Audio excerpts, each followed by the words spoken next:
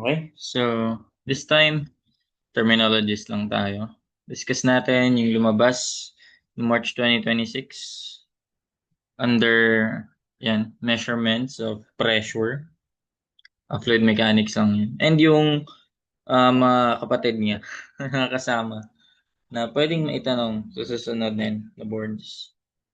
Okay, so dito tayo sa in general muna. Yan. Yung manometer are used to measure. Yan, para-parehas lang yan sila ng choices eh, yung tatlong yan. Pressure in water channels, pipes. Apat pala. Bakit may ito dito? Apat pala sila. Pressure in water channels, pipes, difference in pressure at 2 points, atmospheric pressure, very low pressure. May isang very high pressure, may dinagdag. Ayun. So for manometer, ito yun. Siyempre, ito yung ginagamit. In general to eh. Classified to into two. Either open or differential manometer. In general yan. And yung open, may specific kind yan or mas simplest form ng open manometer is yung piezometer. Yan, diretso lang siya. Tusok mo lang, tapos straight line na lang. Open manometer may difference siya. Yung isa, exposed to atmospheric pressure, kaya 'di ba, sa manometry problems, madali i-solve yung pag ganyan. Zero automatic dito. 'Yun, open manometer 'yun. O yung differential naman, ano siya, walang atmospheric pressure na i-consider, puro gauge. Kasi connected sa tube, parehas, both ends. So, for manometers, manometers are used to measure, in general, ito yan, pressure in water channels, pipes, and others. Yan yung tama. Shade ko nga. Parang mas maganda kapag shade Ayan, so next. Differential manometers are used to measure, yan, obvious na yan. Difference into pressure at 2 points. Ayun, no? Naalala niyo yung may sample problem niyan. Actually, may video ko niyan na for differential manometer. And also ata sa open manometer. Yeah, attach ko na lang. No? So, ito difference in pressure between 2 points. Pag piezometer, ito kasi yon. Dito yung discussion talaga sa piezometer eh. Pwede rin kasi siya, in general, dito rin talaga siya, pressure in water channels, pipes, etc. Sa ibang reference nga, ito sagot eh. Oo. So, ayun. Kaya, kung lalabas man yan, magkakatalo na lang yan sa anong reference ginamit ng examiner. So, ang sagot naman dyan is, yan, at very low pressure. Bakit? Kasi di ba, piezometer, straight line lang siya.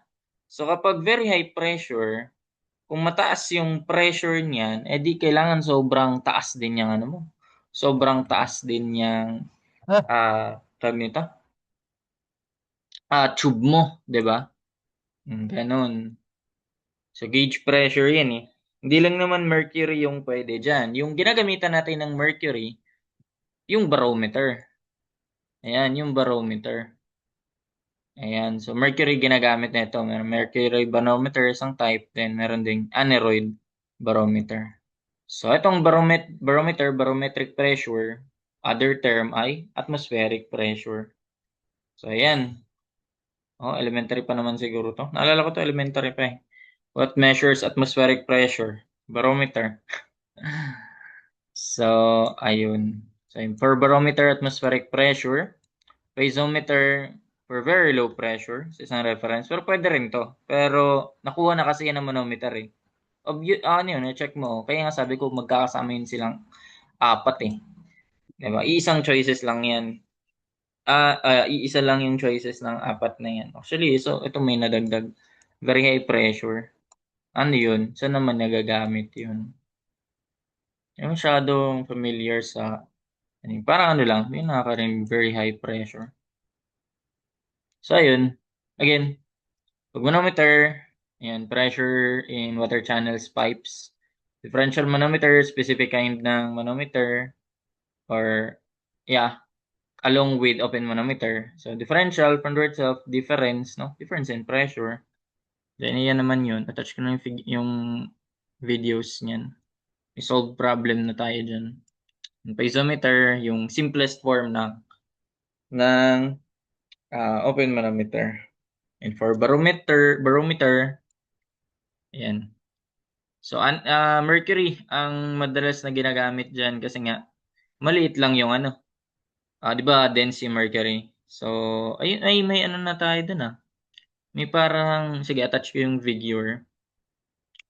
Attach ko yung video na gawa dun. Kasi kung sabihin natin yung 760 millimeters lang na mercury, ang equivalent niyan kapag water ay 30 meters. Imagine, 30 meters, 30 point, ano ba yun? Napakalculate, no? Ano lang naman yan 101.325. Divide mo lang sa 9.81. Ito kasi yung standard, diba? Atmospheric pressure. 10.3 lang pala. 30 point something talay. 10.3, 10 meters. Ang laki pa rin nun. Sabi naisip ko, bakit? Parang feet yung nabanggit ko. Meters. Answer.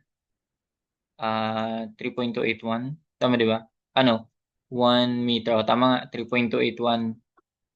1 meter, 3.281 feet. Mga 30. Ano yan? 33 something feet. Ayun, yan pala yung nabanggit ko. 30 something feet or 10.3 meters. So imagine, napakataas ng tube na kailangan mo dun. Whereas kapag mercury ginamit mo, maiksi lang, 760 millimeters lang, kuha mo na yung standard pressure. So I guess, that's it muna for this problem sets. No? Sundan natin to. Marami pang pwedeng katanungan dyan na similar. So, yeah.